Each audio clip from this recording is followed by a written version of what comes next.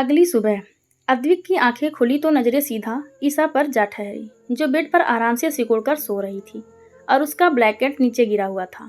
अद्विक जो सोफे पर सोया हुआ था वो उठा और ईसा की तरफ बढ़ गया। पूरा टाइम वो उसके चेहरे को निहारता रहा। फिर उसने ब्लैंकेट उठाया और उसे अच्छे से कवर कर अपने कपड़े लेकर बाथरूम में चला गया। कुछ टाइम बाद वो बाथरूम से बाहर आया तो नजरें फिर ईसा पर चली गई, जो अभी भी आराम से सो रही थी। अद्विक को रात का समय याद आने लगा। जब वो ईसा को सुलाकर रूम से जा रहा था तो वो नींद में ही पैनिक करने लगी थी, जिस वजह से अद्विक को वहीं उसके पास ही रुकना पड़ा। अद्विक अच्छे से तैयार हुआ और ईसा के पास जाकर उसे उठाने लगा। अद्विक ने उसके सिर पर हाथ फेरा और बोला, ईसु उठिए। ईसा ने कोई जवाब नहीं दिया। अद्विक ने फिर उसे आवाज़ दी तो वो उठकर बैठ गई। अद्विक ने प्यार से उसके बालों को सही किया जो बिखरे हुए थे और बोला, चलिए जल्दी फ्रेश हो जाइए, फिर नाश्ता करते हैं। मुझे आज जल्दी ऑफिस जाना है, मेरी एक इम्पॉर्टेंट मीटिंग है। उसके जाने की बात सुनकर ईसा ने उसकी तरफ देखा और धीरे से बोली, कब तक आएंगे आप? अद्विक ने उसकी बात सुनी तो मुस्कुरा कर बोला, इम्पॉर्टेंट मीटिंग है, उसके बाद ऑफिस में कुछ ज़रूरी काम है। ईसा ने उसकी तरफ देखा और बोली, जल्दी आइएगा। अद्विक ने उसके चेहरे की उदासी देखी जो उसके जाने की वजह से थी। अद्विक ने उसके हाथ को अपने हाथों में लिया और बोला, क्या हुआ, आप उदास क्यों हो गई? ईसा ने उसकी तरफ देखा और फिर सिर झुकाकर बोली, अकेले मुझे अच्छा नहीं लगता, फिर वही सब याद आने लगता है। अद्विक कुछ पल खामोश रहा और फिर उसका चेहरा हाथों में भर कर ऊपर बोला, जल्दी आ जाऊंगा, और अगर आप चाहें तो मेरे स्टडी रूम में जा सकती हैं, वहाँ बुक्स है कुछ, उन्हें पढ़ लीजिएगा। ईसा ने उसे देखा और बोली, मैं जा सकती हूँ वहाँ? अद्विक ने हाँ में गर्दन हिलाई तो वो खुश होते हुए बोली, ठीक है, फिर मैं जल्दी रेडी होकर आती हूँ, साथ में नाश्ता करेंगे, फिर मुझे बुक्स पढ़नी है। आपको पता है मुझे पढ़ने का बहुत शौक है, पर मामा मामी ने कभी बाहर पढ़ने जाने ही नहीं दिया। यह बोल वो उदास हो गई। तो अद्विक उसकी उदासी देखकर बोला, वैसे आप कहाँ तक पढ़ी हैं? मतलब वो मुझे पता नहीं है ना, इसलिए। ईसा ने उसकी बात सुनी और बोली, मैंने पिछले साल अपनी 12वीं की थी और मैंने ऑल ओवर इंडिया में टॉप किया था। हाँ, पर मैं घर पर रहकर ही पढ़ती थी, पर फिर मामी ने आगे पढ़ने ही नहीं दिया और फिर मेरी शादी। यह बोल वो चुप हो गई और नजरें झुका ली। अद्विक को उसे ऐसे उदास अच्छा नहीं लग रहा था, तो वो बोला, क्या आप आगे पढ़ना चाहती हैं? उसकी बात सुनकर ईसा उसकी तरफ देखने लगी। इस समय उसकी आंखों में एक अलग ही चमक थी। उसकी आंखों की चमक देख अद्विक बोला, अगर आप पढ़ना चाहती हैं तो मैं आपका एडमिशन किसी अच्छे कॉलेज में करवा दूंगा। उसकी बात सुनकर ईसा जल्दी से बोली, क्या मैं सच में पढ़ सकती हूँ? अद्विक ने हाँ में गर्दन हिलाई तो ईसा खुश हो गई। तभी अद्विक बोला, ठीक है, इस बारे में हम आकर बात करेंगे, फिलहाल आप जल्दी से फ्रेश हो जाइए, मुझे जल्दी जाना है। ईसा ने हाँ में गर्दन हिलाई और कपड़े लेकर बाथरूम में चली गई। अद्विक भी मुस्कुरा कर रूम से बाहर चला गया। सबने नाश्ता किया और अद्विक सेरा और शक्ति के साथ ऑफिस चला गया। वहीं ईसा अद्विक के स्टडी रूम, यहाँ जाकर उसे एक अलग ही खुशी मिल रही थी, क्योंकि अद्विक स्टडी का रूम बहुत ही खूबसूरत था। एक तरफ बड़ी सी चेयर, उसके आगे एक वर्किंग टेबल, उसके सामने सोफा लगा हुआ था। रूम के साइड में 2 बड़ी शेल्फ थी, जिनमें से एक में ऑफिस की फाइल्स और दूसरे में सिर्फ बुक्स थी, जिन्हें देख ईसा खुश हो गई। वो जल्दी से उस शेल्फ के पास गई और एक अपनी पसंद की बुक निकाल सोफे पर बैठ पढ़ने लगी। वहीं दूसरी तरफ अद्विक अपने ऑफिस पहुंचा और सीधा अपनी पर्सनल लिफ्ट से ऊपर अपने केबिन की तरफ चला गया। वो अभी अपने केबिन में पहुंचा ही था कि एक लड़की जल्दी से भागकर उसकी तरफ आई और उसके गले लग गई और बोली, ओह अद्विक, मैंने तुम्हें बहुत मिस किया। अद्विक जो अभी हैरान था, उस लड़की की बात सुनकर उसे खुद से दूर झटक कर बोला, बिहेव योर सेल्फ। तानिया, यह क्या हरकत है और तुम मेरे केबिन में क्या कर रही हो? अद्विक के ऐसे झटके जाने से तानिया लड़खड़ा गई, पर उसने खुद को संभाल लिया। उसने अद्विक की बात सुनी और बोली, यह क्या तरीका है अद्विक, और मैं यहाँ क्या कर रही हूँ का क्या मतलब? मैं यहाँ तुमसे मिलने आई थी। अद्विक जाकर अपनी चेयर पर बैठ गया और बोला, क्या काम है तुम्हें? जल्दी बोलो, मेरे पास फालतू का समय नहीं है। तानिया को उसकी बात सुनकर बहुत गुस्सा आया, पर उसने खुद को शांत रखा और बोली, अद्विक, बहुत जल्द हमारी शादी होने वाली है, तो मैं तुम्हारे साथ कुछ टाइम बिताना चाहती थी, जिससे हम एक दूसरे को अच्छे से समझ लें। उसकी बात सुनकर अद्विक ने उसकी तरफ ऐसे देखा जैसे वो कोई बेवकूफ़ हो, और फिर बोला, और तुम्हें किसने कह दिया कि मैं तुमसे शादी करूंगा?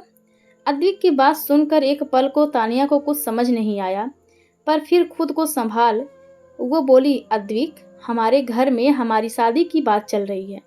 बहुत जल्द हमारी सगाई होने वाली है। अद्विक ने उसकी तरफ देखा और बोला, और तुमसे किसने कहा कि मैं तुमसे शादी करूंगा? तानिया उसकी बात सुनकर एक टक उसे देखने लगी। तभी अद्विक फिर बोला, आई थिंक तुम्हें कोई गलत फहमी हुई है, अब तुम यहाँ से जा सकती हो। तभी तानिया फिर बोली, पर अंकल ने तो कहा कि मेरी शादी तुमसे होगी। उसकी बात सुनकर अद्विक बोला, अपनी जिंदगी के फैसले मैं खुद लेता हूँ, कोई और नहीं। तो जिसने भी तुमसे यह कहा है, जाकर उनसे कह दो कि अद्विक ने शादी से मना कर दिया है। नाउ यू मे गो। मुझे बहुत काम है, फालतू टाइम नहीं है मेरे पास तुम्हारे साथ वेस्ट करने के लिए। अद्विक की बातों से तानिया को खुद की बहुत इंसल्ट फील हो रही थी। उसने अद्विक को घूर कर देखा और पैर पटकते हुए वहां से चली गई। तानिया अद्विक के पापा जयराज कपूर के दोस्त की बेटी है, जो बहुत ही बदतमीज और घमंडी है। इसे अपने बाप के पैसों का बहुत ज़्यादा घमंड है। यह अद्विक को बहुत टाइम से पसंद करती है और उससे शादी करना चाहती है, पर अद्विक ने कभी इसे एक नज़र देखा तक नहीं। तानिया अद्विक के ऑफिस से बाहर आई और गाड़ी में बैठ गुस्से में वहां से चली गई। अद्विक का पूरा दिन अपने काम और मीटिंग्स में ही निकल गया। वहीं ईसा, वो तो पूरा दिन अद्विक के स्टडी रूम में ही बैठी रही और बुक्स पढ़ती रही। शाम को 7 के आसपास अद्विक, सेरा और शक्ति साथ घर वापस आए। उसने लिविंग रूम में देखा, पर उसे ईसा नहीं दिखाई दी। वैसे भी वो जब से आई थी ज़्यादातर अपने रूम में ही रहती थी, इसलिए अद्विक सीधे अपने रूम में चला गया, पर उसे वहाँ भी कहीं ईसा दिखाई नहीं दी। बाथरूम, बालकनी, सब जगह उसने चेक किया, पर वो कहीं नहीं थी। अद्विक को अब घबराहट होने लगी थी। वो अपने रूम से बाहर निकला और नीचे सब जगह चेक किया, पर वो उसे कहीं नहीं मिली। तभी उसे कुछ याद आया। उसके कदम अपने स्टडी रूम की तरफ बढ़ गए। वो स्टडी रूम में गया तो वो थी वहाँ सामने सोफे पर सो रही, जिसे देखते ही अद्विक के चेहरे पर सुकून आ गया। दिन भर की सारी थकान उतार गई। वो बुक पढ़ते पढ़ते वहीं सो गई थी। बुक अभी भी उसके सीने से लगी हुई थी। अद्विक उसके पास गया और एक टक उसे निहारने लगा। अद्विक प्यार से ईसा को देख रहा था। वो उसके पास नीचे बैठ गया और उसके बालों को धीरे से सहलाया और उसे उठाते हुए बोला, ईसु, उठिए, देखिए टाइम कितना हो गया है। इतना लेट तक सोना अच्छी बात नहीं बच्चा। Get up, it's already 7। उसकी आवाज़ सुनकर ईसा ने धीरे से अपनी आंखें खोली तो अपने सामने अद्विक को देख मुस्कुरा दी। वो धीरे से उठकर बैठी और अद्विक के देख कर बोली, आप आ गए, सॉरी, वो पता ही नहीं चला कि कब आँख लग गई। अद्विक बोला, कोई बात नहीं, पर चलो अभी उठिए और फ्रेश हो जाइए, फिर साथ में डिनर करेंगे। ईसा ने हाँ में गर्दन हिलाई और उठकर अपने कमरे की तरफ चली गई। अद्विक भी वहीं स्टडी रूम में फ्रेश होने लगा। उसके बाद सब नीचे आए और डिनर करने लगी।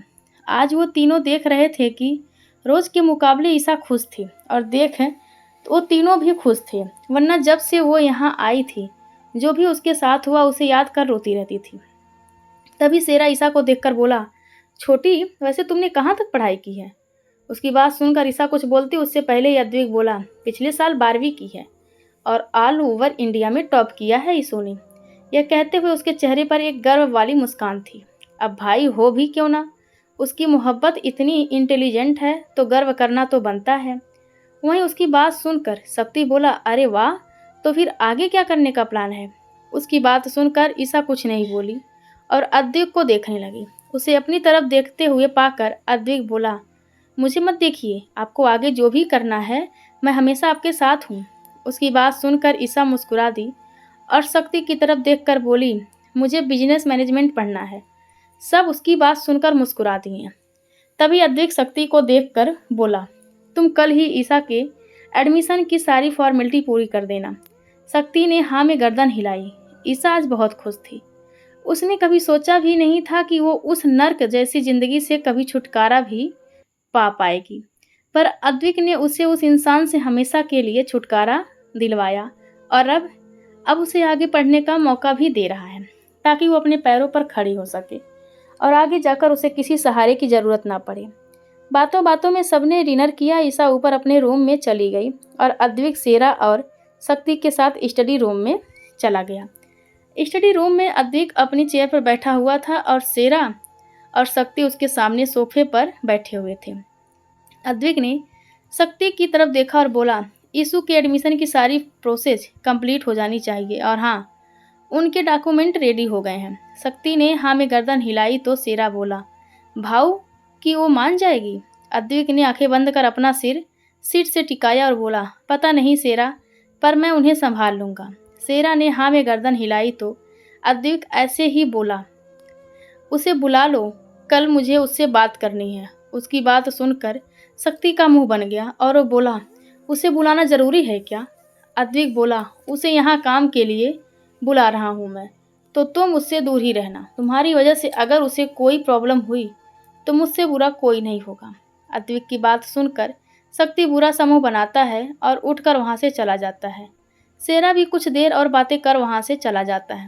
तभी अद्विक को आज शाम की बात याद आती है जब वो अपने कैबिन में काम कर रहा था। फ्लैशबैक। अद्विक अपने कैबिन में अपने लैपटॉप पर काम कर रहा था जब शक्ति अंदर आया। अद्विक ने उसकी तरफ देखा तो शक्ति बोला, बॉस, ओ बड़े बॉस, अद्विक के पिता जयराज कपूर का फ़ोन आ रहा है। वो आपसे बात करना चाहते हैं। उन्होंने आपको भी फ़ोन किया पर आपने उठाया नहीं। शक्ति की बात सुनकर अद्विक का चेहरा सख्त हो गया। वो शक्ति की तरफ देखता है और उसे जाने के लिए बोलता है। शक्ति हाँ में गर्दन हिलाकर वहाँ से चला गया। अद्विक उठा और जाकर बड़ी सी खिड़की के पास खड़ा हो गया जो कांच की थी, जिसके बाहर पूरा शहर दिखाई दे रहा था। अद्विक कुछ पल वहाँ खड़ा जाने क्या सोचता रहा, पर उसका चेहरा बहुत सख्त था और आंखों में गुस्सा, दर्द, नाराजगी के भाव थे। उसने गहरी सांस ली और अपना फ़ोन निकाल कर कोई फ़ोन मिला दिया। कुछ टाइम बाद आगे से किसी ने फ़ोन रिसीव किया तो अद्विक बिना किसी भाव के बोला, कहिए, क्यों फ़ोन कर रहे हैं मिस्टर कपूर? सामने से जयराज कपूर अद्विक के पिताजी बोले, बाप हूँ तुम्हारा, यह क्या तरीका है बात करने का अपने पापा से? अद्विक बोला, कुछ ज़्यादा जल्दी याद नहीं आ गया आपको कि आप मेरे बाप हैं? जयराज जी कुछ नहीं बोले तो अद्विक फिर बोला, खैर छोड़िए, यह बताइए फ़ोन क्यों कर रहे थे? जयराज जी बोले, तुमने तानिया से क्या कहा? अद्विक बोला, वही जो सच है। जयराज जी बोले, देखो अद्विक, तानिया मेरे दोस्त की बेटी है। मैं पहले ही उनसे तुम्हारे और तानिया की शादी की बात कर चुका हूँ, तो जितना जल्दी हो सके तुम इस बात को समझ लो। शादी तो तुम्हारी तानिया से ही होगी। अद्विक बोला, और आपको ऐसा क्यों लगता है मिस्टर कपूर कि मैं आपकी बात मानूंगा?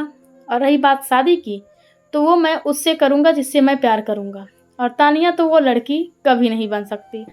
यह बोल अद्विक ने बिना कुछ सुने कॉल कट कर दिया और पॉकेट में हाथ डालकर खड़ा हो गया। इस समय उसके दिमाग में बहुत कुछ चल रहा था, पर क्या यह तो वही नहीं जानता था। काफ़ी टाइम अद्विक वहीं पे खड़ा रहा और फिर अपनी सीट पर बैठ अपना काम करने लगा। कुछ टाइम बाद उसने शक्ति को अपने केबिन में बुलाया और उसे कुछ कहा।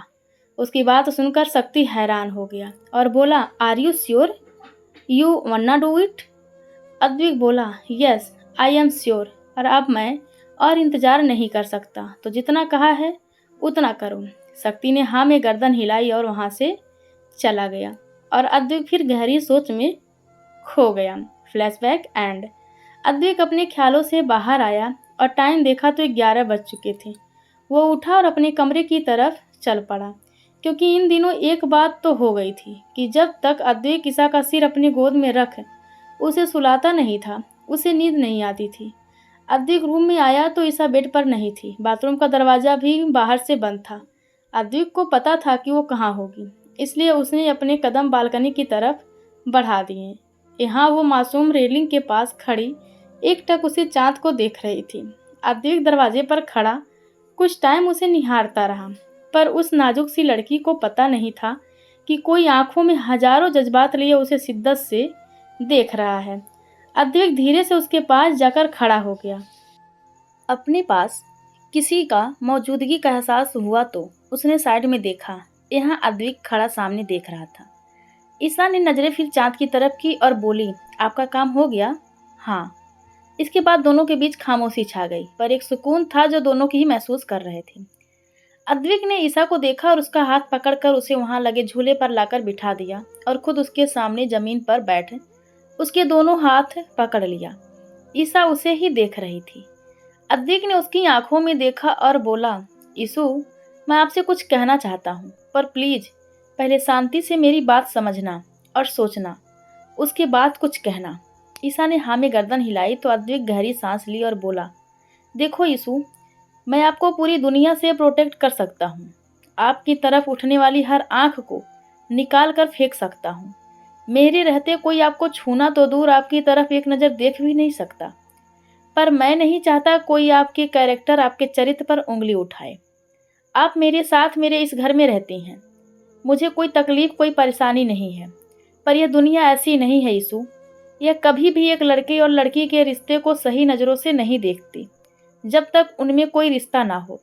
और ऐसे में अगर किसी ने हमारे रिश्ते पर सवाल उठाया तो मैं कोई जवाब नहीं दे पाऊंगा, ना आप दे पाएंगे, क्योंकि सच तो यही है ना कि हमारे बीच कोई रिश्ता नहीं है, सिर्फ इंसानियत को छोड़कर।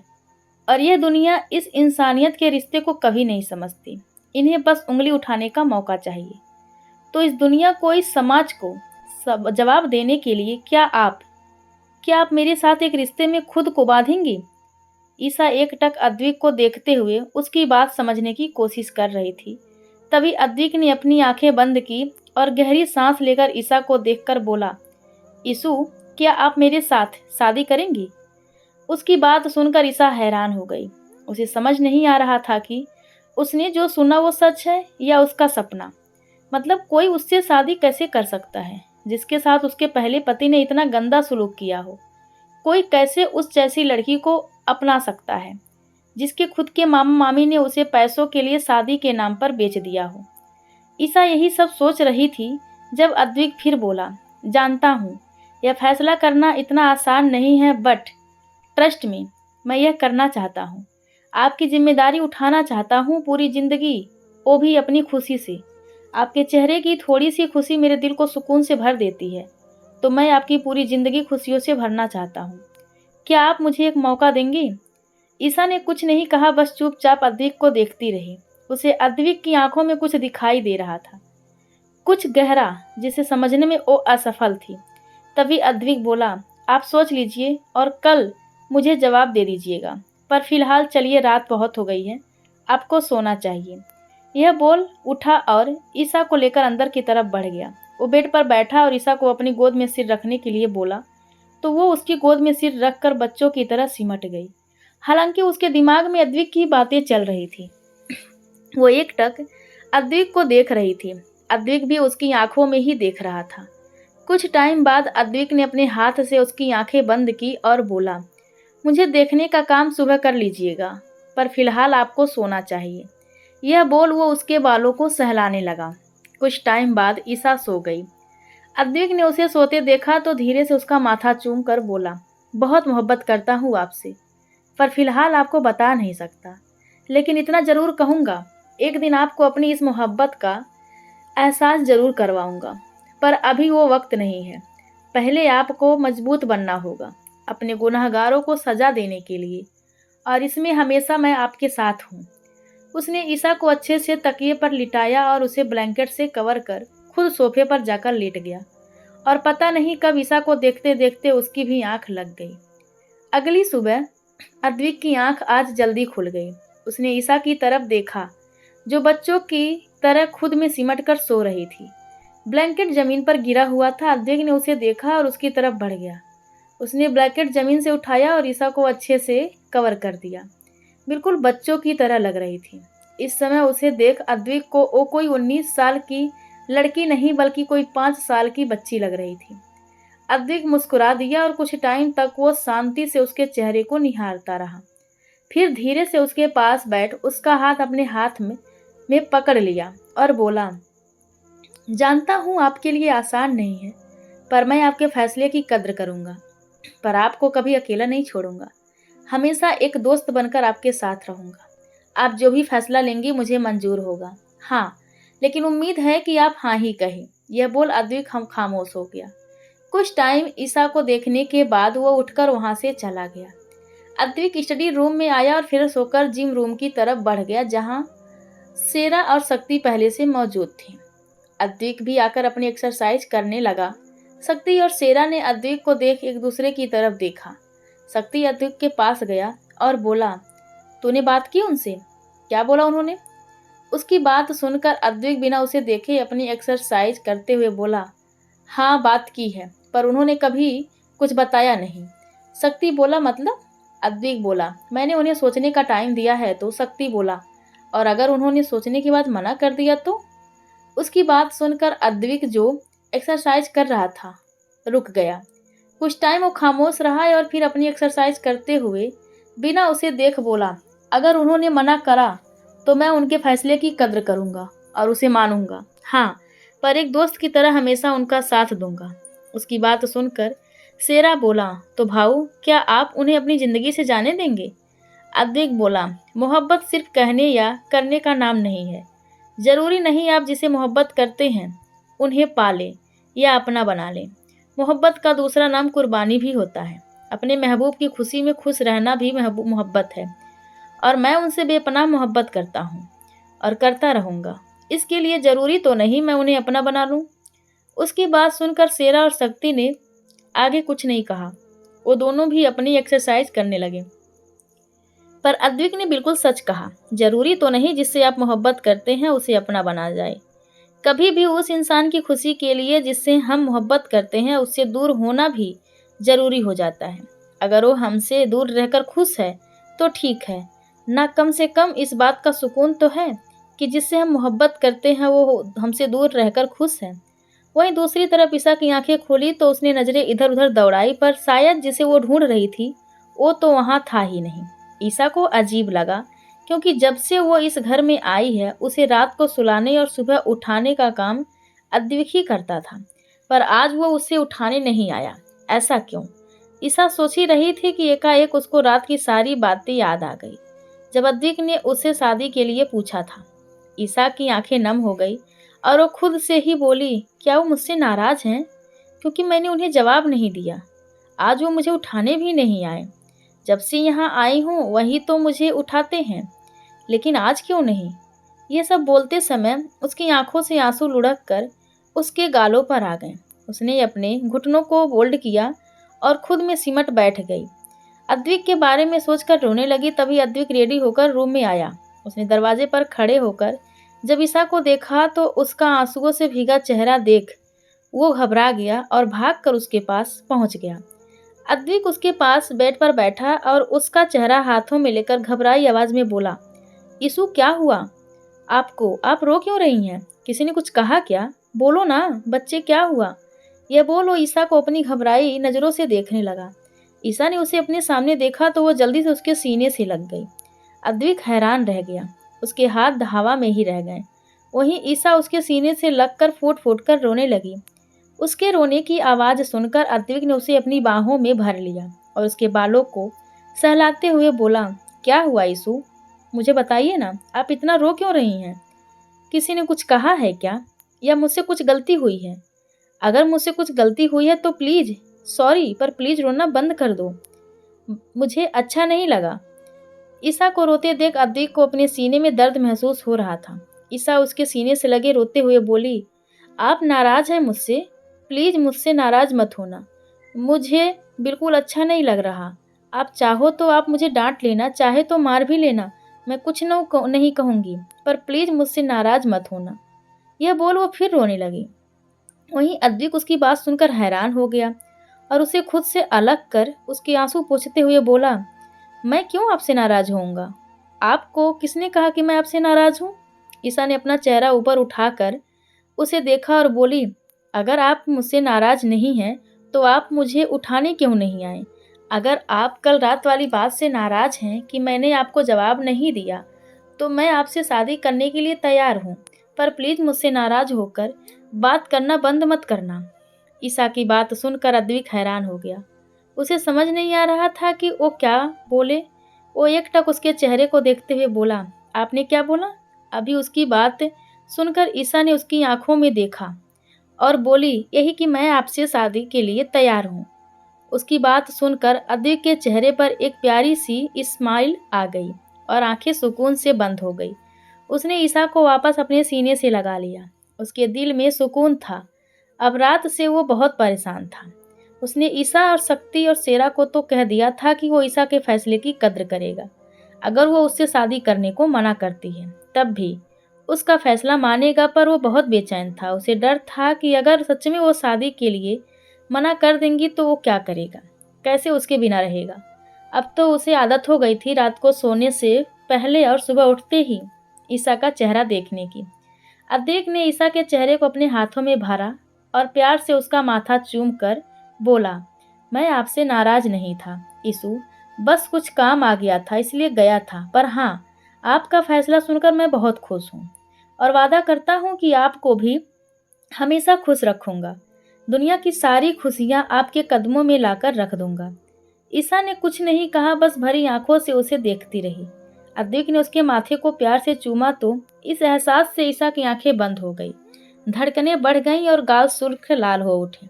तभी अद्विक बोला, जल्दी से आप फ्रेश हो जाइए, फिर नाश्ता करते हैं। ईसा ने हाँ में गर्दन हिलाई और अपने आंसू पोंछते हुए बाथरूम में चली गई।